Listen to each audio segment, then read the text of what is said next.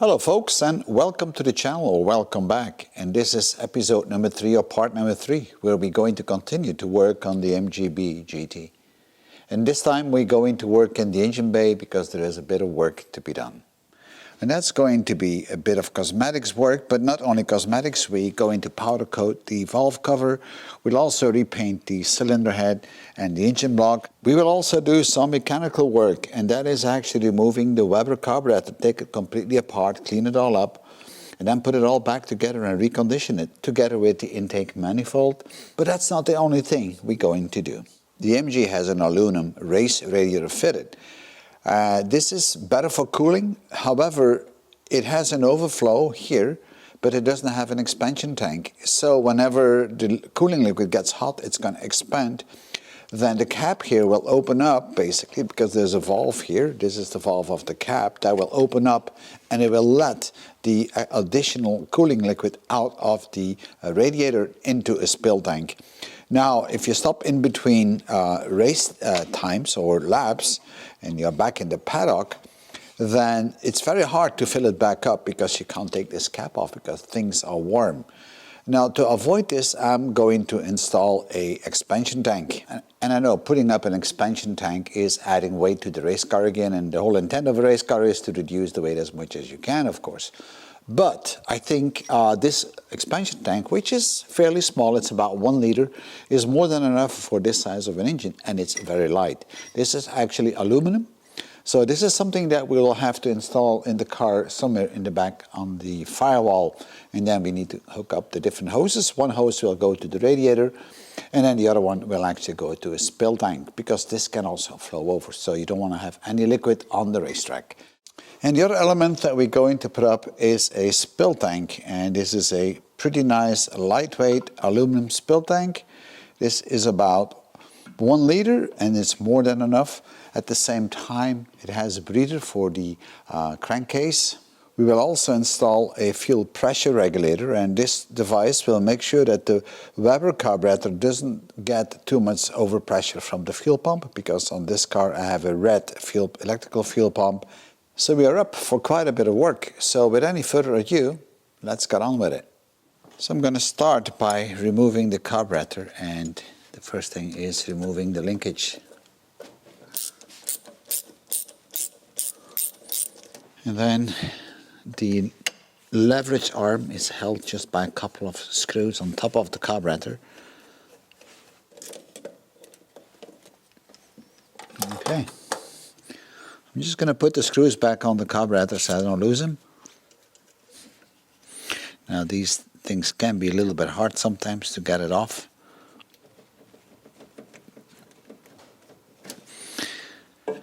Alright, so now I can undo actually the nuts on the Weber, and then that whole thing should come off. Now you can't get these nuts off all the way. You have to undo all 4 of them and then slide the carb a little bit backwards, because otherwise it hits the body of the carburetor. So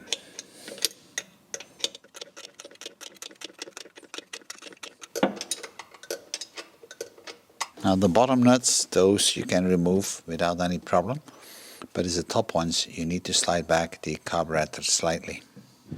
Now those of you that have worked with Weber carburetors, you know for sure that they don't like vibration, so that's why you have these special mounting rubbers, and that avoids a lot of the vibration itself.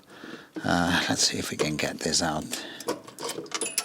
Whoops, there we go.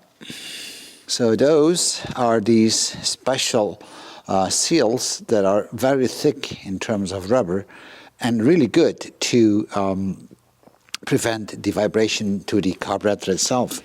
Now I know I dropped a few things, so I'll have to pick all that up. Now as you see, this engine head is not a crossflow.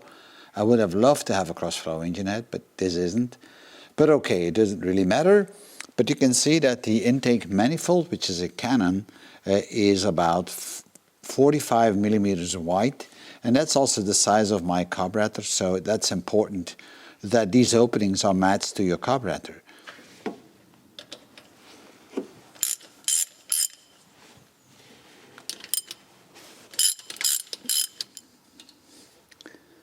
Right, you can see that we have special made washers for this, so to hold this in place.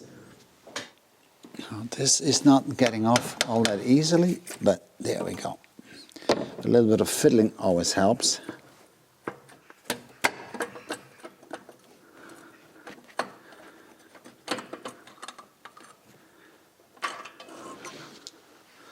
And the last thing we're going to remove is the bolts that are holding the exhaust manifold, and there's only about 2 left. So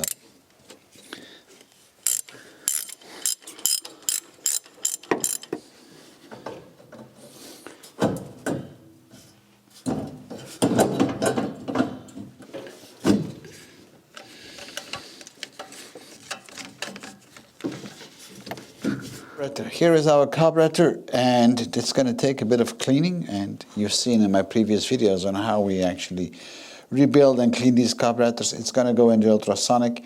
We'll take it completely apart, check all the jets and all the seals, the needle valve, and then we're going to put it all back together. I'm just going to put all the little parts here in my separate boxes because I like to keep things together. And then over here we have the intake manifold, and as you have seen, I measured this to be 45 millimeters. Now on the other side you can see this is not 45, this is actually around 40. So I'm going from 45 to 40, but you can see that this has been machined quite nice to have that funnel effect, and it has a positive effect as well. Because the air volume is the same and the vacuum is the same, the mixture is going to accelerate because we're getting like kind of a funnel effect. So this is also good for the engine itself. And then here we got our gasket, which still looked in a pretty good shape, to be very honest. Now I did order a new one just to be on the safe side, but this gasket is all right. Now it's important that the gasket, when it's on, it doesn't start to block the openings of the intake manifold, and as you can see here, that is quite all right. And these are the pumps, both for the clutch and the master brake cylinder, and they are still in a pretty good condition, so I don't need to do much on that, but I still need to clean the complete area. And I can see that all the split pins are still properly in place, except this one has slipped back a bit, you see. So you want to make sure that everything is always properly fitted, because if that split pin comes out, you might actually lose your brakes. This is the old spill tank, so that's the one I now need to take out. And it's been riveted in, so I need to remove the rivets first.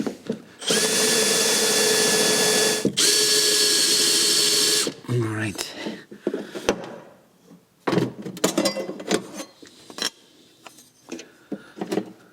See, there was not even a proper cover on it.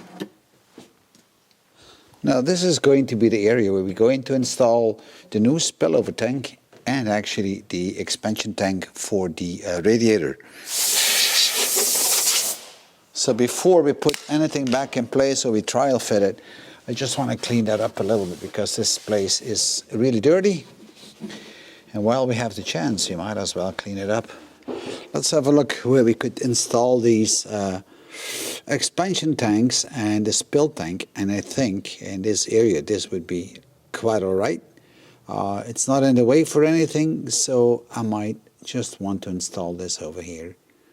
Now, as you can tell, I have finished painting the engine block, and it isn't all that easy when the engine is inside the engine bay. It's so much easier when you take it out, but that's a lot more work, and it wasn't necessary on this car. In fact, my engine block was fairly clean. It didn't have any thick pieces of grease and dirt on it, because we always keep it fairly clean. So if you degrease the block and then make sure that there's no loose paint on it, then you can easily paint it in the bay where it's sitting, if you have enough space. Of course, you will have to tape off a lot of things, and as you can see, I really have removed the oil filter, I removed the distributor, we also removed the alternator, and the valve cover, so a lot of things have been removed, and there's a chance that there's some debris left, some paint marks left, so you want to make sure there's no paint on this surface where the valve cover comes on. And I was using a little bit of acetone on a piece of cloth, really to clean this area up. So here's the valve cover. and we've got a proper cork seal inside.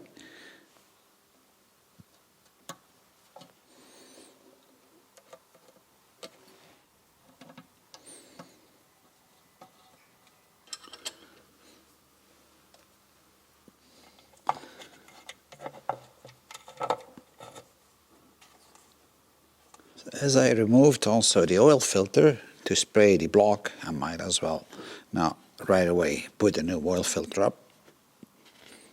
And as you notice, this is a modified setup where I have actually a side spin-on oil filter. Now the hoses that are leaving, these are the hoses that are going to the oil cooler. And here's our new oil filter, and I already have oiled a little bit the seal, because that's always a good thing to do. And now we can just spin this guy on. There we go. And this is always hand tight. I never force this.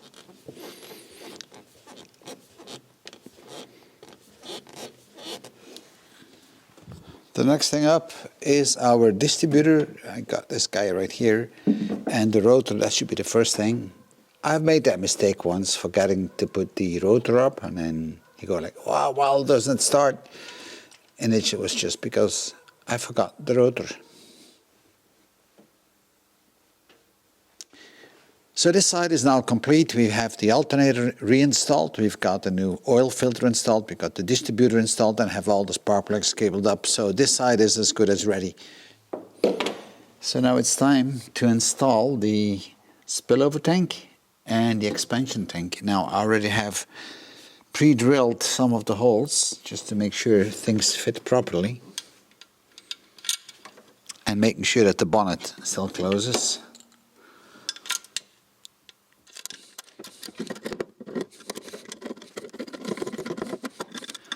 So this is our spillover tank, and next to that I will install the expansion tank.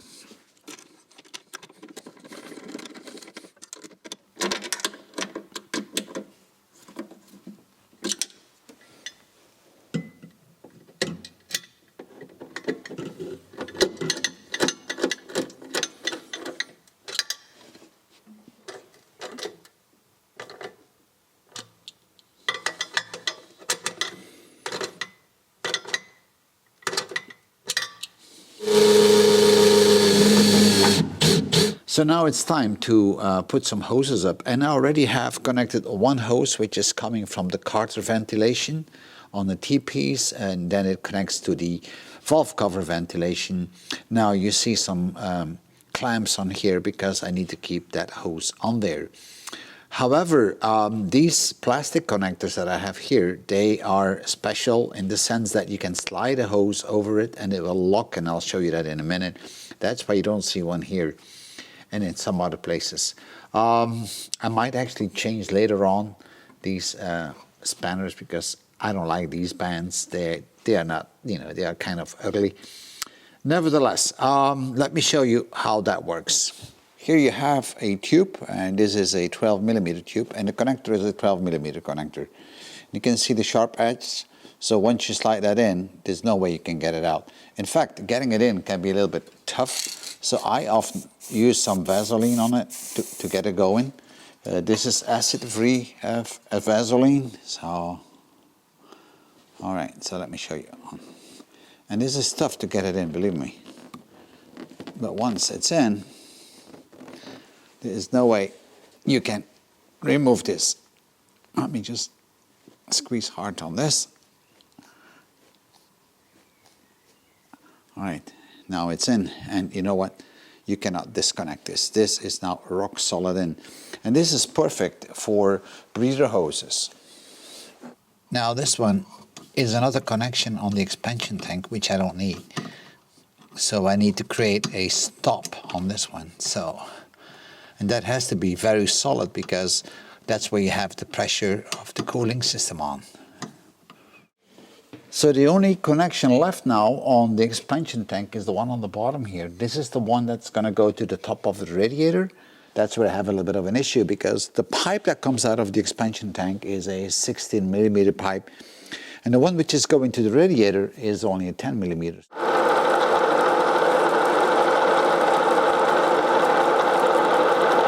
And this is something you have to do sometimes, and I have been running this all along the engine. Let me show you where it ends up in the front of the radiator, because there we still need to do something, otherwise this expansion tank isn't going to work. The pipe from the expansion tank routes along all the other water pipes, and it terminates right here on top of the radiator. Now, in order for this expansion tank to work, I got to make sure that I remove the pressure cap here. See, this is the pressure cap on the radiator, and as long as that is in, this isn't going to work. So I have to grind this off and then just make sure that it seals off on the top, because I have the pressure valve right on the top of the expansion tank.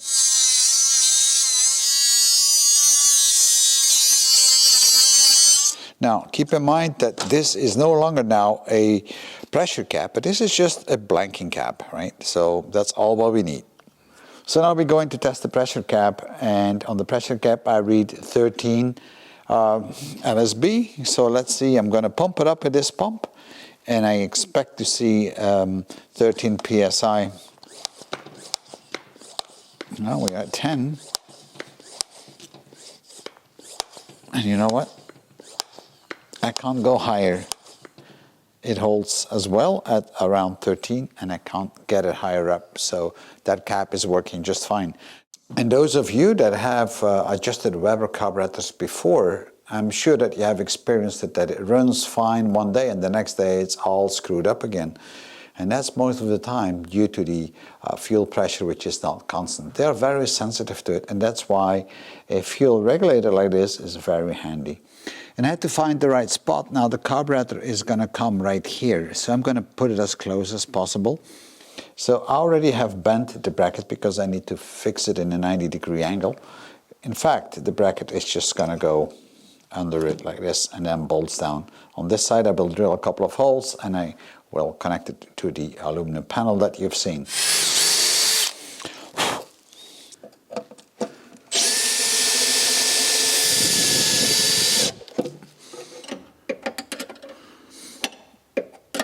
The pressure regulator is now in place, and I have the fuel coming from my fuel pump feeding on this side right here, and then the output is back to the carburetor, which isn't there yet, of course.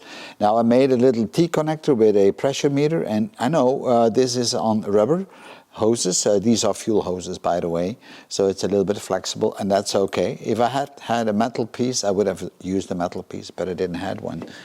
So now let me tighten this up, because I don't want to have any fuel leaks, certainly not here where the exhaust is. You might wonder why I have two clamps on this. That's because it's a copper tube without a neck, so I don't want it to slide off.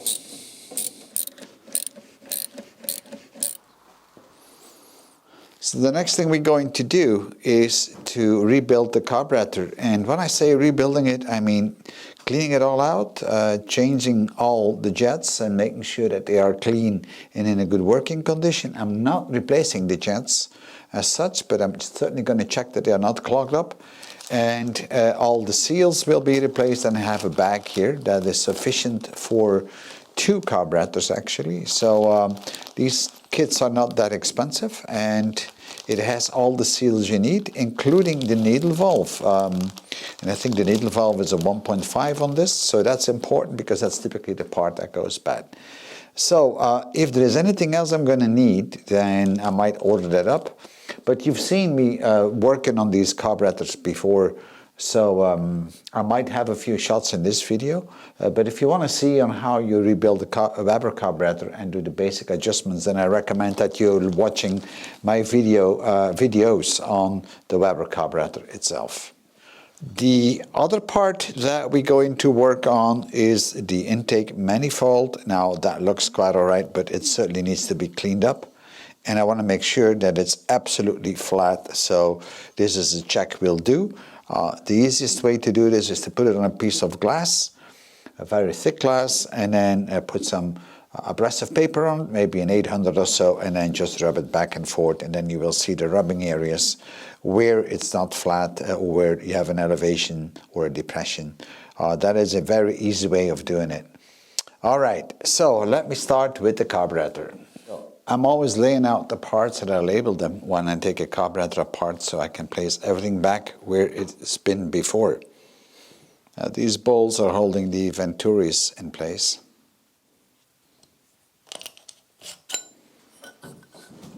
And now I should be able to pull out the venturis. That's one. And that's two.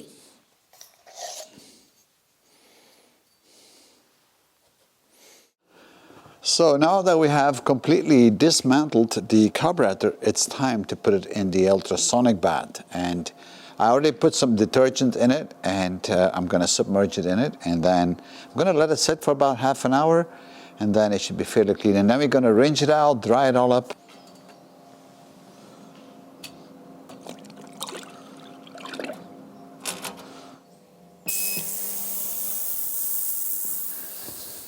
This is the intake manifold, and these are the flanges that are fitted towards the cylinder head. And I want to make sure that they are absolutely flat. So if you have a real level surface, you can use a thick piece of glass. Now I'm using the top of my thickness planer because that's very smooth, and some abrasive paper like a Grit 800. And I'm just going to move it back and forth, making sure that I do get a proper, even worn surface on the flanges. And you can see already that we have some uneven areas, so I'm just going to do it a little bit more. Now I know the seal that is in between will help as well. So the carburetor has been in the ultrasonic now for 36 minutes, so that should be good enough. And let's have a look.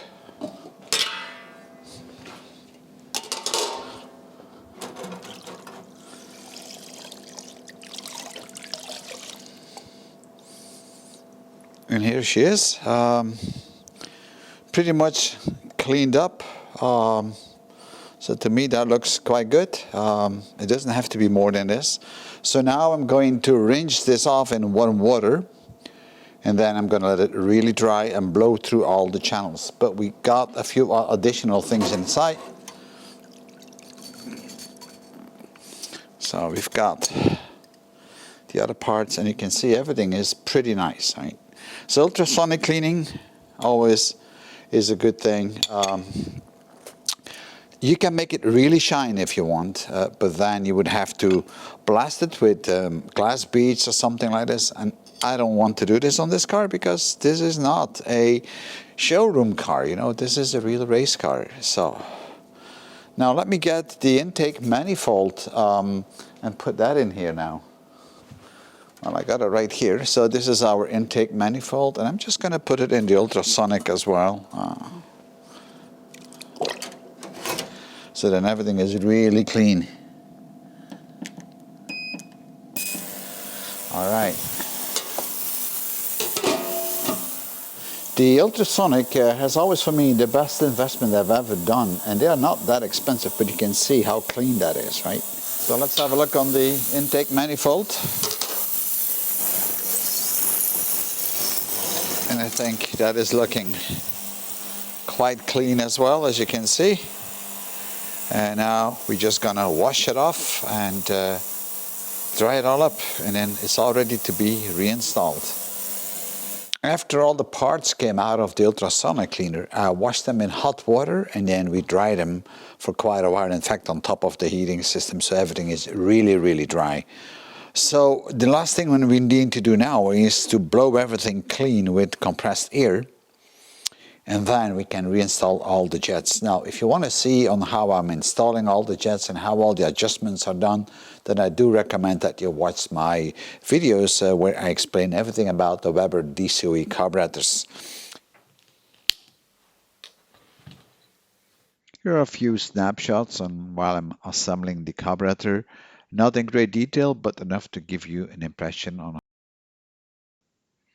Now, while I had the chance, I started to heat wrap the exhaust pipes. This is a bit of a tedious job to do, especially when the exhaust is in place. but it will prevent a lot of heat hitting the carburetor, which is just happened to be on top of it. So I'm wrapping this around with an overlap of about 1/2 centimeter, and then at the end I'm going to use these metal tie wraps. Basically, they are very sharp, so I cut my fingers a couple of times with it. But this is really great stuff, and you can get this heat wrap in different colors as well, but I thought black was quite alright. Here I'm already installing the intake manifold with a new seal. I'm just tightening it up. I'm putting it to torque later, ready to receive the carburetor. And here is the carburetor that we actually have fully inspected and cleaned up. And I'm now just bolting it down. The throttle mechanism is just screwed down on top of the carburetor, and the fuel pressure is now adjusted to about 300 grams, which is about the maximum we should have by adjusting the screw on the top. You do this while the fuel pump is actually running. And then you try to go up in higher revs and you check it again, and then you lock the nut or the counter nut. Everything is now connected, and let's see if we can crank it up.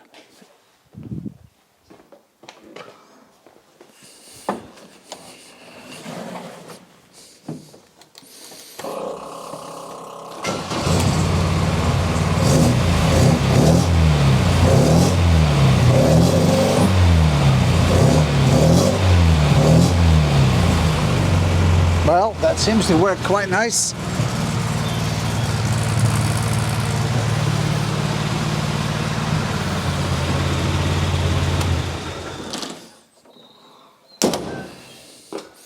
Well, we have come to the end of this video, and I hope that you enjoyed it as much as I did. Everything seems to be running quite smoothly, but in the next episode we're going to change the cooling liquid, because I haven't done that yet, and we're going to change the transmission and the differential oil, and then we check the brakes, and by then we should be good to go. Thank you for watching. Bye bye.